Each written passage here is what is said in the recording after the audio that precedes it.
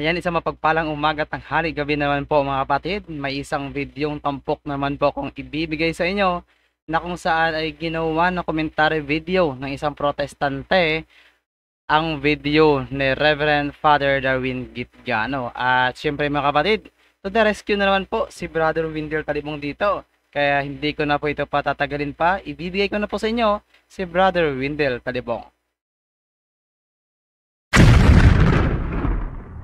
Di na natin pa tatagalin pa mga kapatid.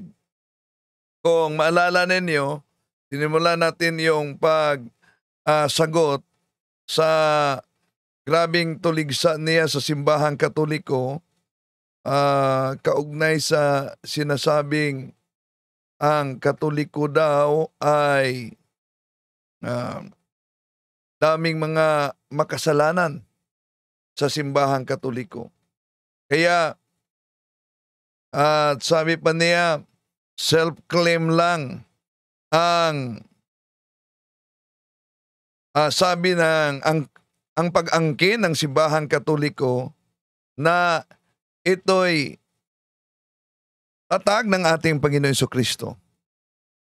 Kaya una, napakinggan ninyo mga kapatid yung sinabi niyang sinungaling si Father Darwin. Lagi, self-claim lamang ito ng simbahang Katoliko. Kung ating pag-aralan ang Biblia, huwag kayong maniniwala sa kanila. Siyempre, ang mga hindi Katoliko hindi talaga maniniwala sa paring Katoliko na ito. Si Father Darwin na isang sinungaling. Okay. So, si Father Darwin na isang sinungaling daw. At ito'y sasagutin natin punto por punto yung reaksyon niya. So sa video ito, ating bibigyan reaction ang sinabi ni Father Darwin, ang isang paring Katoliko. Ito ay anti-Catholic mga kapatid na tumatawag na Father kay Father Darwin. Di po ba sa mga anti-Katoliko, bawal nila ang pagtawag na Father? Yeah? Oh. So, nauna na natin itong sinagot mga kapatid, pero may mga bahagi pa na di natin nasagot. Punto por punto. No? Yung sinabi niya na si Father Darwin ay sinungaling umano. Kung pag-aralan napakinggan natin sa kanya na dapat pag-aralan ang Biblia. So kung ating pag-aralan ang Biblia, sino ba yung maituring na sinungaling? Yung umaamin na kahit sa tunay na iglesyang tatag ng ating Panginoon Jesucristo, merong mga makasalanan o yung sikta lang ng tatag ng tao na sumulpot sa bagong panahon sa tabi-tabi lang, na walang sariling Biblia na kibasa sa Biblia, tapos sinasabing wala silang kasalanan dahil ligtas na. Ano ba ang babala sa unang Juan 1:8 kaugnay diyan? Kung sinasabi nating wala tayong kasalanan, dinaya natin ang ating sarili at ang katotohanan ay wala sa atin. See? Kaya sino daw ang sinungaling? Yung mga nagsasabing mga walang kasalanan, ligtas na, pero pawang tatag lamang ng tao. Tuloy natin. Sa kanyang video, sinabi niya dito, here we go. Maraming makasalanan sa simbahang Katoliko, totoo hindi. Maraming sugarol, totoo hindi. Maraming walang direksyon sa buhay, totoo hindi. Pero sa ibang sita, mabait sila, totoo hindi. Pero bakit wala ni isa na naging santo? Kahit sa kabaitan nila, bakit ni isa walang naging banal sa kanila? Bakit? Hindi nyo alam ang sagot. Tatag sila ng tao at ang tao ay hindi banal. Kagaya ng sinabi ni Father Darwin, marami daw mga makasalanan sa simbahang Katoliko. Marami daw sugarol sa Katoliko. Maraming mga walang direksyon sa buhay. O diba? Kung totoo ngang ang reliyon ninyo ang makapagligtas, bakit madami ang walang direksyon sa buhay? Sinasabi na mismo sa kanyang bibig. Well, una, kung totoo na ang relihiyon daw umano ay makapagligtas, bakit maraming walang direksyon. Walang pagkakaiba sa argumento yan. Kung totoong ang ospital ay makapagpagaling yung nasa mga gamot at doktor na nasa ospital, bakit maraming mga may sakit na pumasok sa ospital? Di ba? Parang inosente yata itong anti-Catholic na ito sa Sa paring Katoliko na pahayag mismo sa Jeremiah 5:26, sapagkat ang masasamang tao ay matatagpuan kasama ng aking bayan. Sila'y nagbabantay na gaya sa pagbabantay ng mga mamimitag. Sila'y naglalagay ng silo. Sila'y manghuhuli ng mga tao. Ano daw ang sabi sa hula? Ang mga masasamang tao ay kasama daw nananahan sa kanyang bayan. Bakit? Ano ang sabi ng ating Panginoon Jesucristo sa Marcos 2:17? Narinig ito ni Jesus, kaya't siya ang sumagot. Hindi nangangailangan ng manggagamot ang walang sakit, kundi ang may sakit. Naparito ako upang tawagin ang mga makasalanan, hindi ang mga matuwid. Kaya sa argumento nito, bakit sa simbahang Katoliko dami daw mga makasalanan? Dahil ang simbahang Katoliko natatag ng ating Panginoong Hesukristo. Sandali muna, may nabasa ako, Corazon, raot-raot. Mayong gabi, bro. Render lang ko, sasama ba si Father Darwin sa CDO? Hindi po. Okay. So, tuloy natin mga kapatid, no? Ang kaniyang pahayag. So, ang simbahang Katoliko ay parang ospital sa mga kaluluwa na may sakit. At tandaan natin, tama naman yung sinabi ni Father Darwin na sa ibang sikta, di mo makita yung mga kabanalan dahil sila'y tatag lamang ng tao. Alam niyo naman, ang ibang sikta, ang kanilang founder ay tao lang. Samantalang ang simbahang Katoliko, tatag ng ating Panginoon Jesucristo.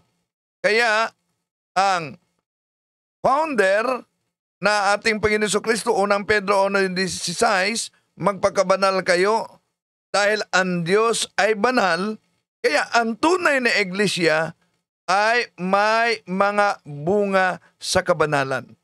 Okay, punta tayo sa sinabi niya na sumamba daw umano ang Katoliko ng mga Diyos-Diyosan. ay liwanag.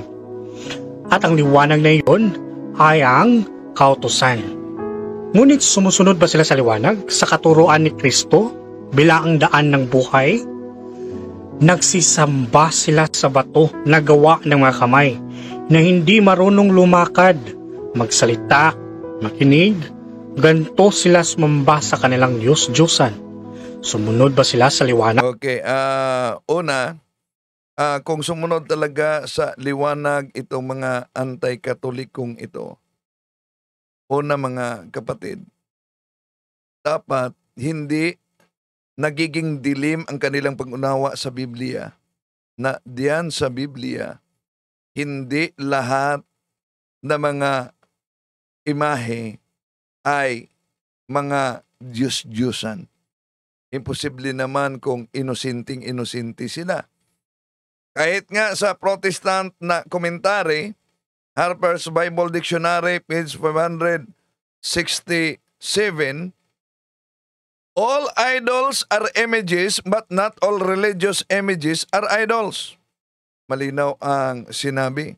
Hindi lahat ng mga imahe ay Diyos-Diyosan.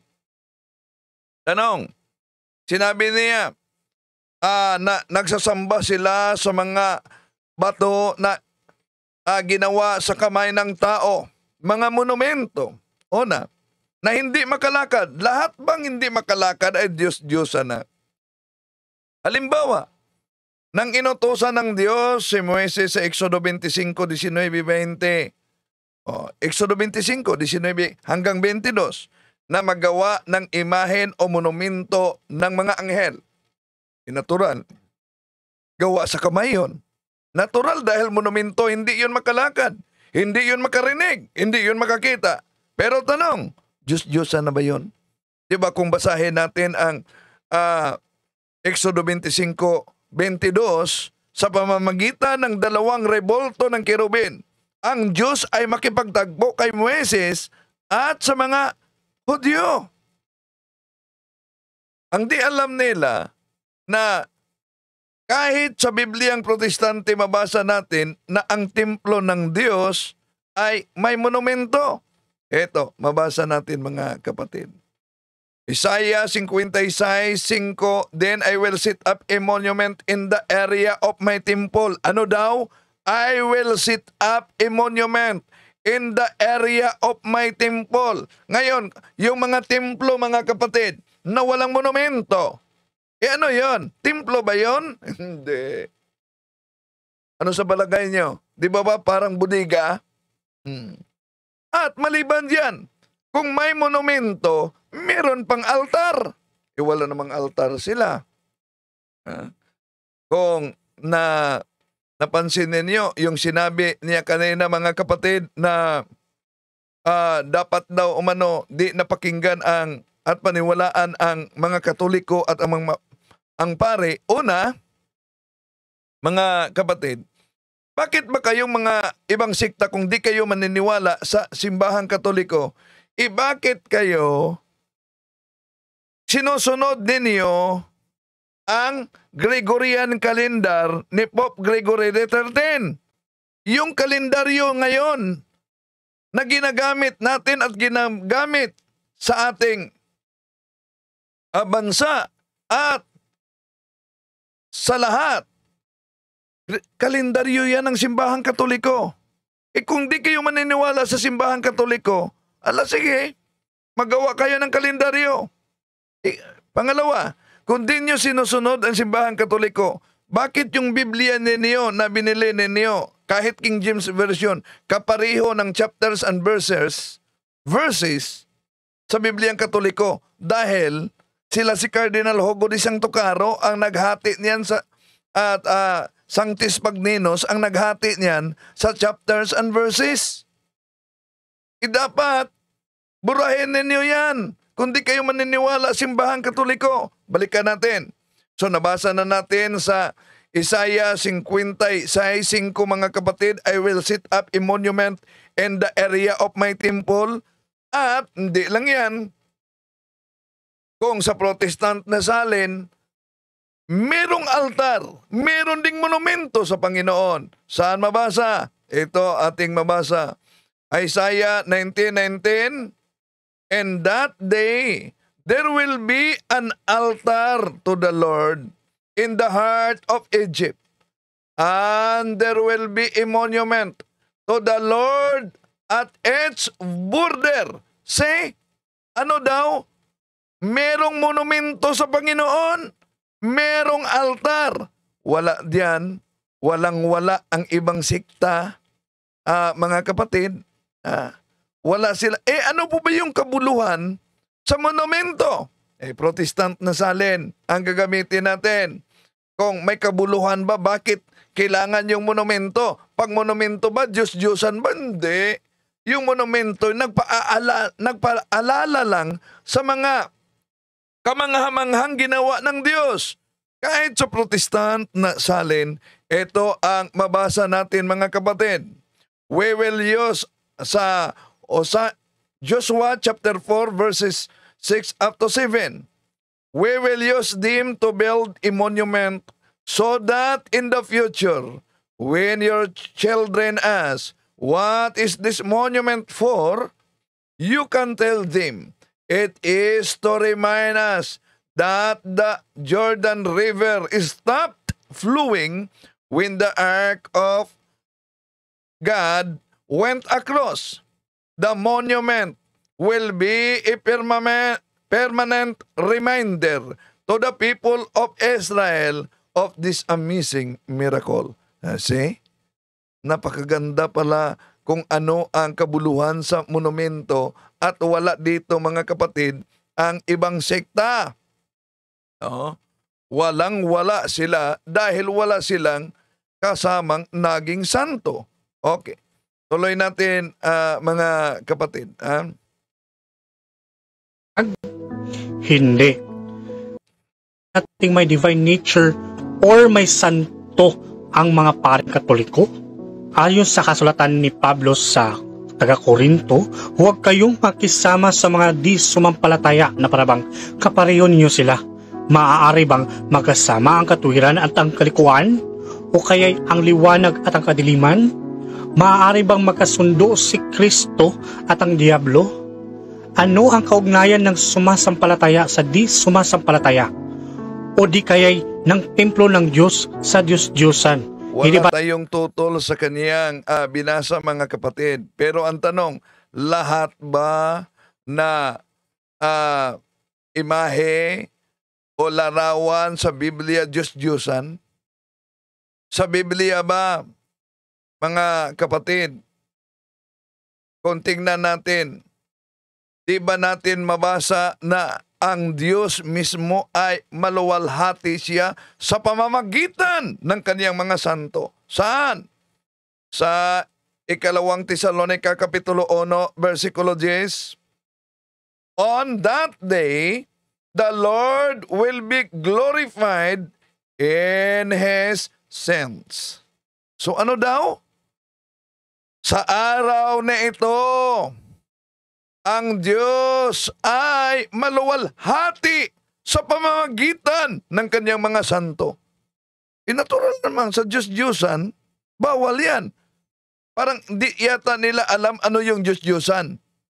Halimbawa, si San Pedro, tao naging santo. Santa Maria, tao naging santo. Hindi po yan.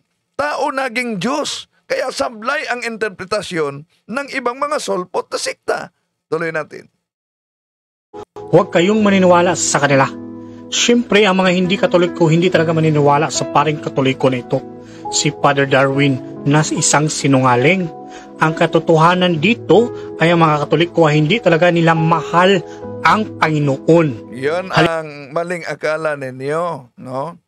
Na di mahal ang Panginoon sa simbahang Katoliko. Kaya nga, meron pa tayong deklarasyon sa Lumen Gentium na mahal natin ang ating mga kapatid na humihiwalay na sa tunay na iglesia na katuparan sa unang Juan 5, unang Juan 2:18, mga antikristo sila galing sa atin, ngunit sila ay humihiwalay sa atin upang makilala na sila'y hindi kasama natin. Lumen Gentium number 16. Through no fault of their own, do not know the true Church of Christ, but nevertheless seek God with sincere heart, and try in their actions to do His will, as they know it through the dictates of their conscience, they too may receive salvation. Yon. Ang ibang mga sikta na inosente, sila'y makatanggap ng kaligtasan sa pamamagitan ng tunay na simbahan. Okay. So, yung sinabing hindi talaga mahal ng simbahang Katoliko, tandaan natin, dami na mga makasalanan na sumunod sa turo ng simbahang Katoliko at ito'y nagiging mga santo. Wala yan sa siktang tatag lamang ng tao. Okay. Eto pa. Paano nyo sasagutin itong misleading na ito? Halimbawa, asawa mo si Jesucristo, tapos humalik ka sa iba, sumba ka sa iba, tapos nakita ng asawa mo na humalik ka sa mga santo, sa ibang mga Diyos. Anong mafe-feel ng asawa mo kung may kahalikan kang iba? Di ba masasaktan ka? Ganun lang din ang Panginoon. Okay, misleading mga kapatid na presentasyon niya. Dahil, halimbawa umano, yung asawa mo, may asawa ka, tapos, humalik ka sa iba, anong masasabi ng asawa mo? Narinig ko yan na argumento sa Iglesia ni Cristo na pinupulot nila. Halimbawa daw, kasama mo yung asawa mo, pagkatapos hinalikan mo yung isang babae at sasabihin mo, itong paghalik na ito ay para sa iyo. Kaya, yon, iniugnay nila sa paggalang ng mga santo. Ganon din umano, kung tayong mga Katoliko ay gumagalang, tumasamba sa mga santo, abay, di yan matanggap ng Diyos. Una, dito muna tayo sa paghalik. Saan ba mabasa sa Bible na ang paghalik sa larawan ay pagsamba na ng Diyos-Diyusan? Meron ba? Una, ang paghalik na ginawa ng simbahang Katoliko ay pagpakita natin sa pagmamahal. Hindi mismo doon sa literal na rebulto, kundi doon mismong sa Rome representa sa larawang iyon. Hindi din iyon pagsamba bilang Diyos. Bakit? Wala sa Biblia na pag humalik ka, ang katumbas pag Diyos na yan.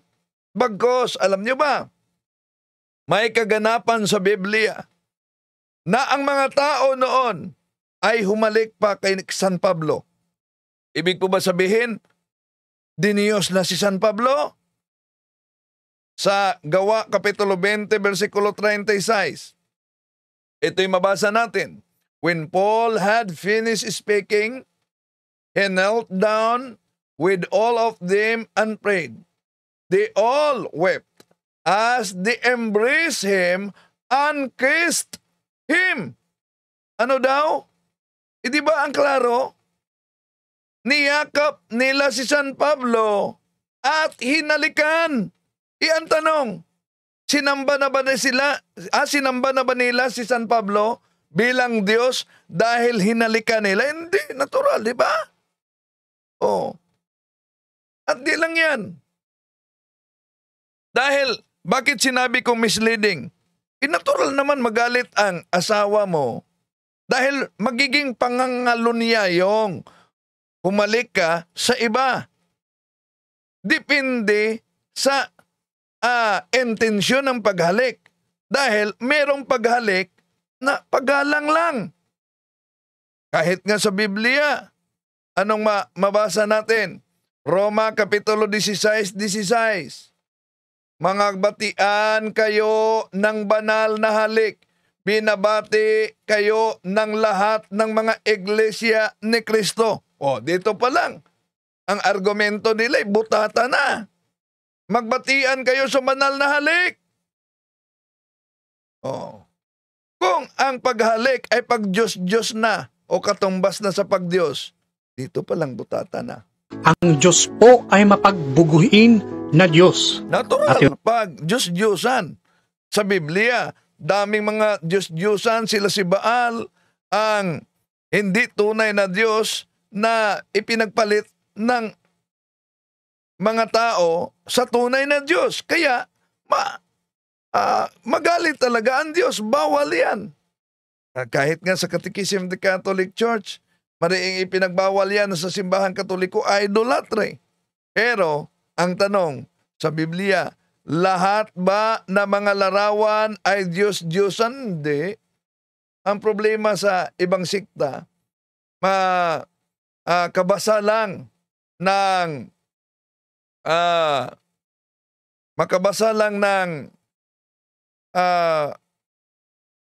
imahe na Diyos-Diyosan, lahat na larawan ay para sa kanila Diyos-Diyosan na. May history. Kuno. Sandali. Sandali. Baka sa iba. Utos. No? Si Kristo daw ang nagtatag sa simbahan ko. So, bago dyan, mga kapatid, no? So, may tumatawag, sandali muna.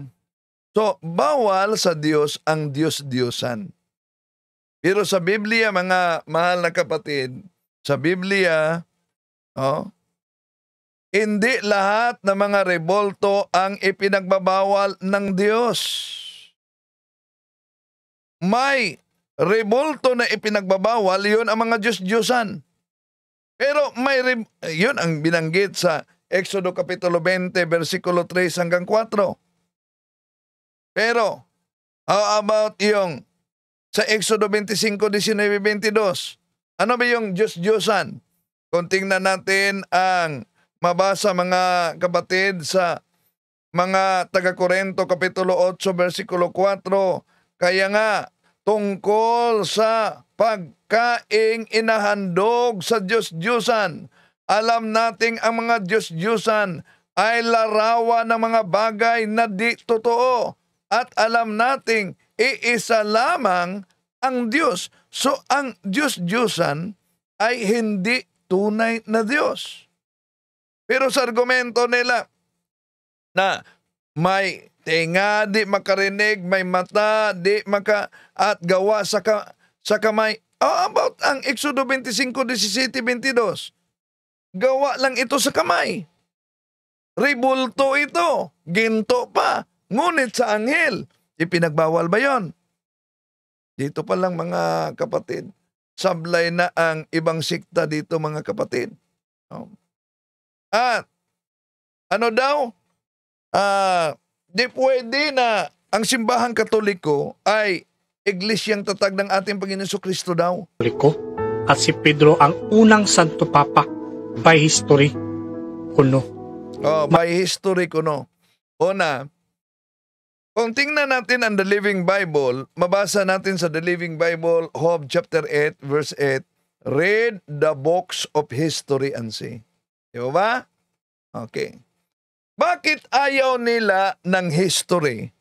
Dahil sa history, tutumbasan nila ng history. Dahil sa history, bulabog na sila. So palpal na sila. Halimbawa, Young Students Learning Encyclopedia Volume 15, page 2292. The word Catholic means universal. And for those first 1,000 years after the death of Jesus Christ, all Christians were members of the Catholic Church. See?